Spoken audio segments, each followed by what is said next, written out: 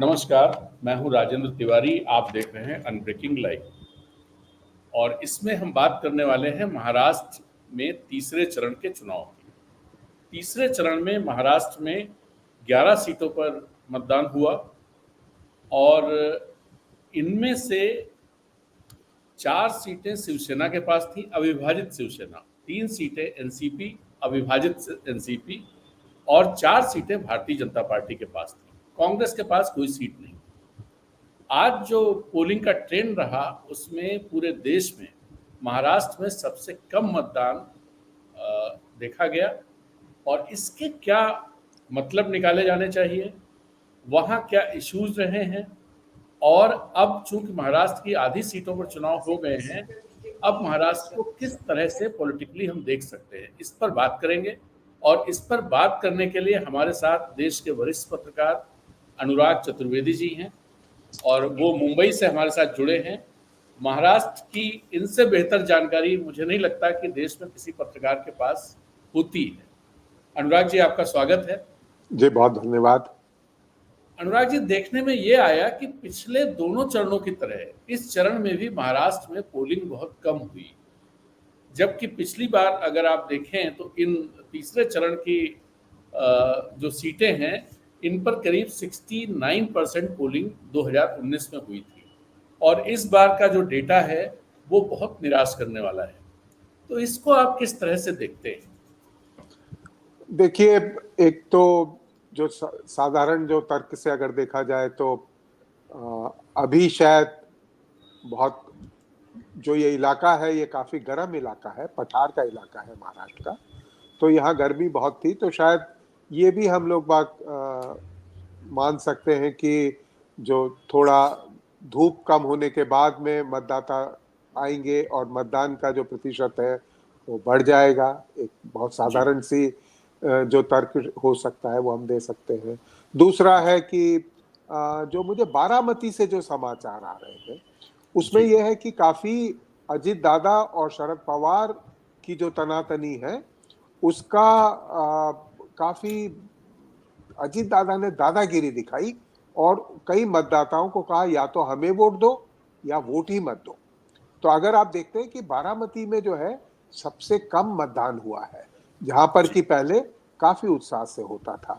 और इस तरीके के इंदापुर जो वहां का एक विधानसभा क्षेत्र है बारामती का, वहां के एक पूर्व विधायक हैं, वो एक धमकी भरे काफी धमकियां दे रहे हैं। मराठी में एक वीडियो बड़ा वायरल हुआ है और कल रात को भी शरद पवार ने ये चुनाव आयोग को शिकायत की कि जो कोऑपरेटिव बैंक जिसके दादा अजित दादा अध्यक्ष हैं, वहां से काफी लोगों को बोगस वोटिंग के लिए पहचान पत्र दिए गए।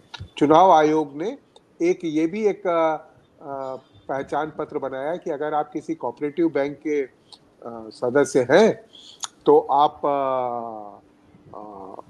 उसको पहचान पत्र बता सकते हैं। तो ये एक इशू किया, लेकिन मुझे ऐसा लग रहा है कि मतदाताओं में एक थोड़ी सी निराशा और नाराजगी भी है, जिस तरीके से महाराष्ट्र के नेताओं ने अपने राजनीतिक विचारों को छोड़ा और एक तरीके से उनके साथ जो दगाबाजी की है उससे वो त्रस्त हो गए हैं, उससे स्तब्ध भी रह गए। तो कई बार हम देखते हैं कि बहुत सारी चीजों का जो असर होता है वो देर से दिखाई देता है, तात्कालिक रूप से नहीं दिखाई देता। तो ये एक उदासीनता जो आ गई है वो राजनीतिक दलों, क्योंकि आपने जो अभी एक संख्या बताई पहले इनकी यहाँ पर ये थी, अब परिवार के परिवार टूट गए हैं, कार्यकर्ता एक दूसरे से विभाजित हो गए हैं और जो सीटें पहले एक राजनीतिक दल को थी उसी में दूसरे दल के लोग आ गए, तो कलह भी बहुत बढ़ गया। और तीसरी बात मुझे लगता है कि जो विचारधारा की जो राजनीति करने वाले जैसे आरएसएस है, भारतीय जनता पार्टी के अनुषंगिक जो संगठन है, वो थोड़े उदासीन हो गए हैं। उनमें उतना पहले जिस तरीके से पन्ना प्रमुख और ये सारा खेल किया जाता था, उसमें ग्रामीण क्षेत्रों में थोड़ी सी उदासीनता थी। तो ये उदासीनता क्यों है अनुराग जी?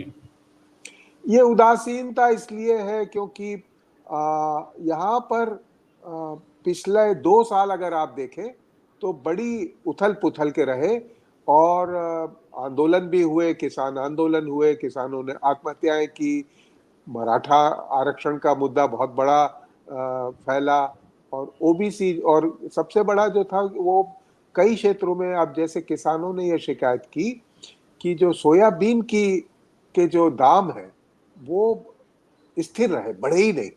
जबकि सोयाबीन को ऐसा माना जाता था कि इसकी खेती से काफी लाभ होता है, उसमें से आप एक कमाई करते हैं।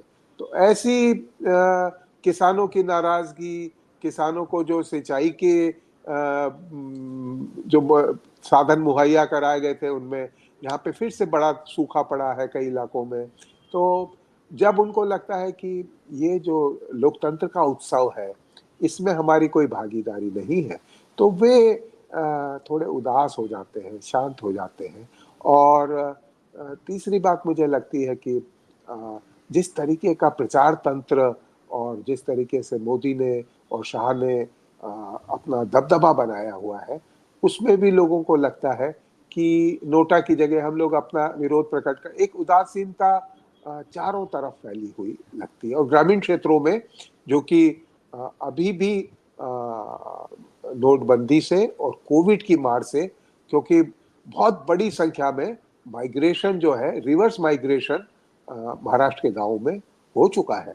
और ये जो माइग्रेशन हुआ है इससे अगर हम लोग देखेंगे तो काफी एक समाजशास्त्री और आर्थिक शास्त्र में काफी परिवर्तन वहाँ के गांव में दिख रहा है। जी राजेश जी। जी, आपने जो एमएसपी की बात कही, खासतौर पे सोयाबीन, तो प्रधानमंत्री जब भी वहाँ गए तो उन्होंने इस मुद्दों को एड्रेस करने की कोशिश की। उन्होंने कहा कि सरकारी खरीद लगभग 5 गुना ज़्यादा हुई है। 1 लाख करोड़ का एक फिगर उन्होंने दिया था। तो क्या प्रधानमंत्री जो बातें कह रही हैं, जो नैरेटिव वो दे रहे हैं, उसका कोई असर महाराष्ट्र में दिखाई नहीं देता है? देखिए, सबसे बड़ा जो मुद्दा है वो कैश क्रॉप्स का है।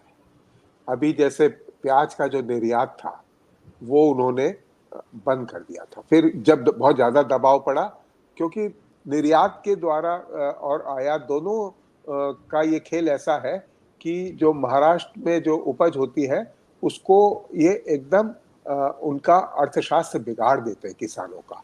तो प्रधानमंत्री वही पुराना नीम, वो रसायन फर्टिलाइजर पे कैसे उन लोगों ने नीम का वो चढ़ा दिया, उनका राग थोड़ा अतीत राग है जो कि 10 साल से बज रहा है। और जबकि समस्याएं जो है वो बड़ी अलग किस्म की हो गई है। तो ऐसे ऐसे हालात में किसानों को कपास का, प्याज का, दूध का और ये जो मुद्दे हैं वो इन क्षेत्रों में वो है। और अगर आप आज जहां पे मतदान हुआ है उस इलाके को देखेंगे तो उस क्षेत्र में सबसे बड़ी क्रांति अगर किसी ने की है तो वो शरद पवार ने अपने प्रयत्नों से की है। वो जब कृषि मंत्री थे उन्होंने पूरा का पूरा इस बेल्ट को एक फलों का उत्पाद बना के, अंगूर की खेती है और कई इस तरीके के फल जो कि महाराष्ट्र में होंगे, ये कल्पना नहीं की जा सकती थी, उनका उत्पाद करवाया और उन्होंने कई पार्क बनवाए। तो ऐसी स्थिति में महाराष्ट्र, जहाँ पे कि रावरी करके जो एग्रीकल्चर यूनिवर्सिटी है जहाँ पे कि काफ़ी प्रयोग होते हैं, और पंजाब राव देशमुख जो कि यहाँ से भारत के कृषि मंत्री भी रहे और एक बहुत बड़े अर्थशास्त्री थे। तो महाराष्ट्र को हमें कम करके नहीं आंकना चाहिए खेती के मामले में। यहाँ पे कई कई नए अनुसंधान हुए हैं, यहाँ कई नई कोशिशें हुई हैं, लेकिन साथ ही साथ अगर आप देखेंगे तो महाराष्ट्र में सबसे ज़्यादा किसानों की आत्महत्याएं होती हैं। और विदर्भ क्षेत्र जहाँ पे कि चुनाव हो चुके हैं वहाँ पे भी आप देखिएगा कि जो कृषि उपज थी, कपास की जैसे खेती जो थी, तो हर तरह से खेती एक घाटे का सौदा हो रही है। और वो लोग जो मराठे जो कि खेती भी करते थे, जिनका थोड़ा जातीय दबदबा भी था, उसको बीजेपी आरएसएस ने काफी उस पैराडाइम को बदलने की कोशिश की। न केवल यहाँ पर, बल्कि उन्होंने ये जो कृषि समुदाय है, इनको इन्होंने जाति के रूप में या डोमिनेंट कास्ट के रूप में मानने से इनकार कर दिया। और आप देखिएगा कि गुजरात में पटेल है, हरियाणा में जाट है, राजस्थान में जाट है या राजपूत है, उन जातियों की जगह एकदम नए नए जाति समूहों को वो एक प्रयोग के रूप में लेके आए।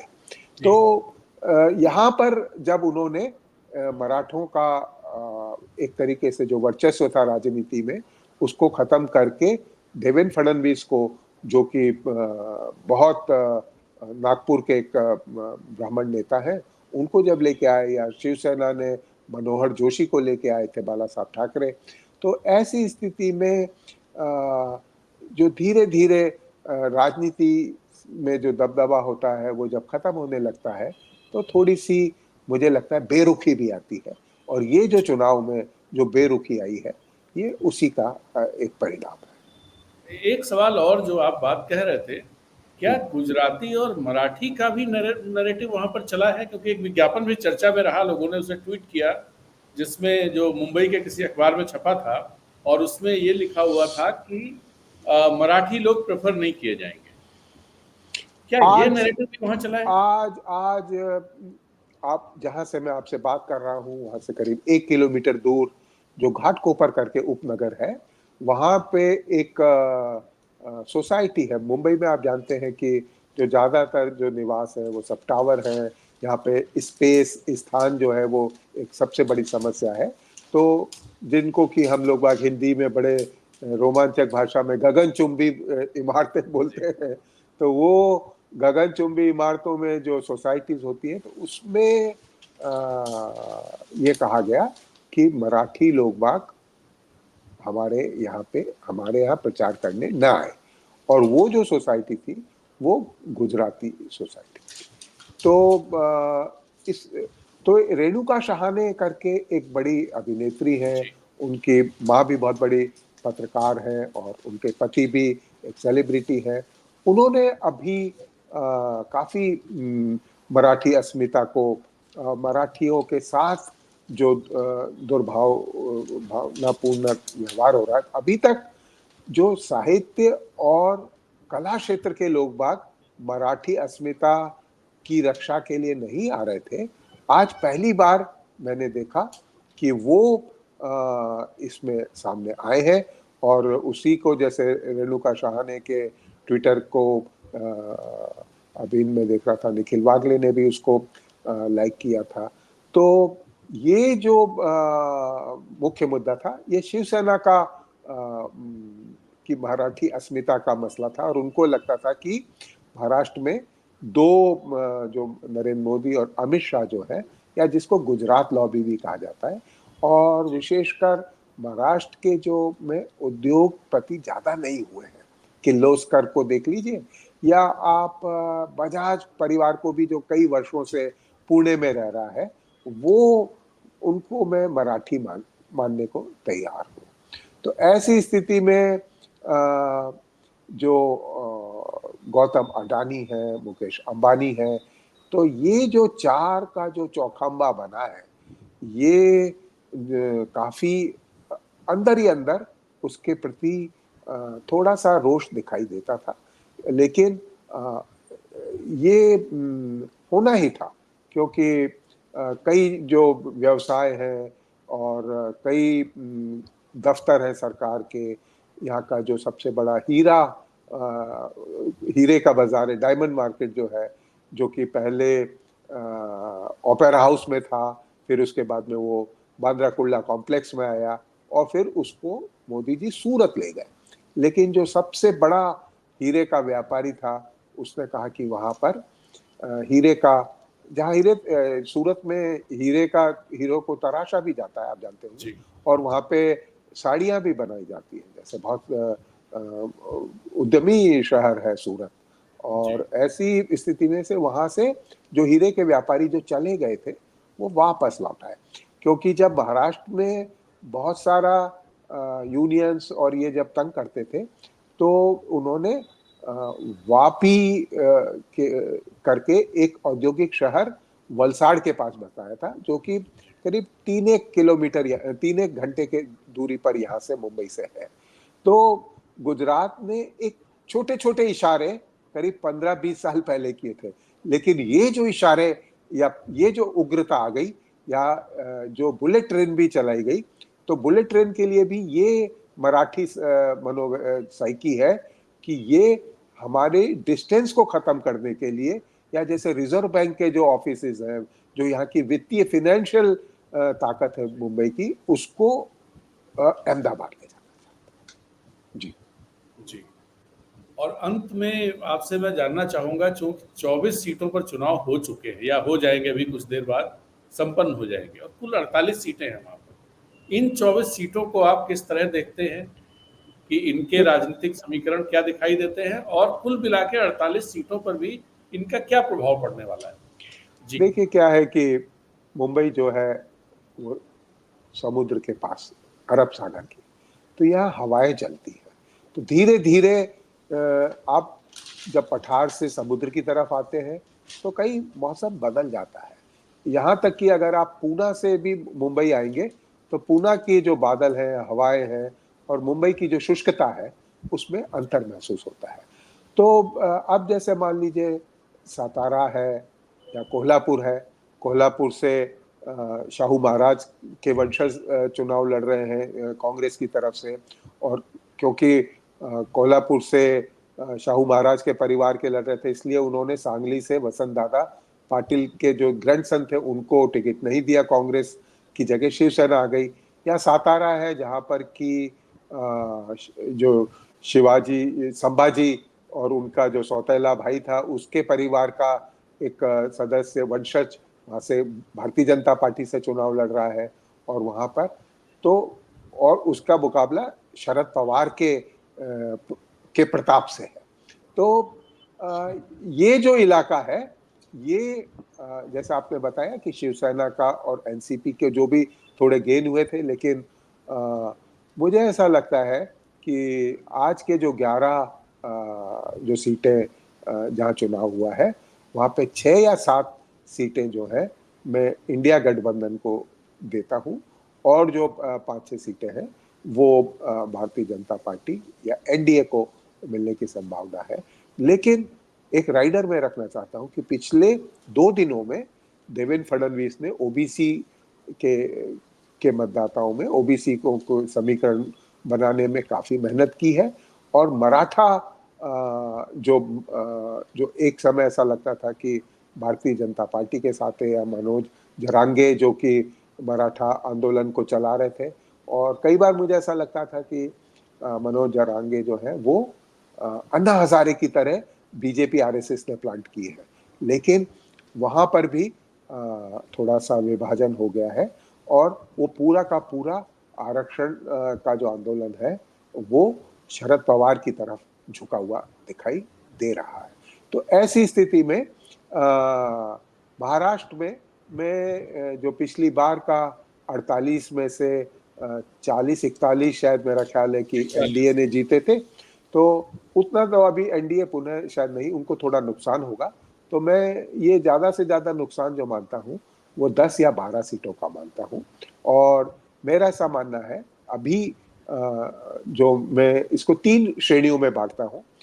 सबसे जो अगर मैं निष्पक्षता से या अभी की जो हालात है उसके अनुसार कहूँ तो मैं 22 से 24 सीटें एनडीए को और इतनी ही सीटें भारत इंडिया गठबंधन को देता हूँ।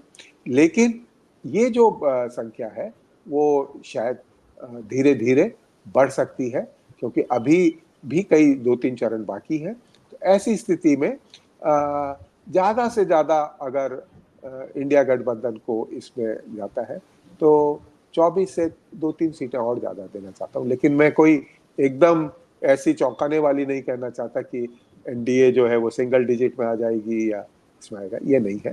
एनडीए बहुत मजबूत है, लेकिन मोदी की हवा नहीं चल रही है इस बार। इस बार जो है वो सहानुभूति की लहर चल रही है, वो है उद्धव ठाकरे के लिए और शरद पवार के लिए। जी राजीव जी। जी। तो अनुराग जी, आपका बहुत बहुत धन्यवाद। आपने जी बहुत सारी ऐसी बातें नहीं नहीं, हमारे मुझे भी दर्शकों बड़ा को सौभाग्य हुआ कि मैं अनब्रेकिंग के साथ में ब्रेकिंग करने के लिए का मुझे मौका मिला, क्योंकि आप जैसे पत्रकार टूटने नहीं चाहिए, वो भारत के एक संपत्ति है, यू आर नेशनल एसेट। मैं अपने आप को बहुत सौभाग्यशाली मानता हूँ, मुझे बहुत अच्छा लगा। जी राजन जी, नमस्कार। बहुत बहुत धन्यवाद आपका। जी और जी, आपको हम आगे भी कष्ट देते रहेंगे, आपसे जरूर समय लेते जरूर रहेंगे। जरूर। मुझे आपके साथ जुड़ने में मुझे अच्छा लगेगा, ये मेरा सौभाग्य। बहुत नमस्कार। बहुत धन्यवाद, नमस्कार।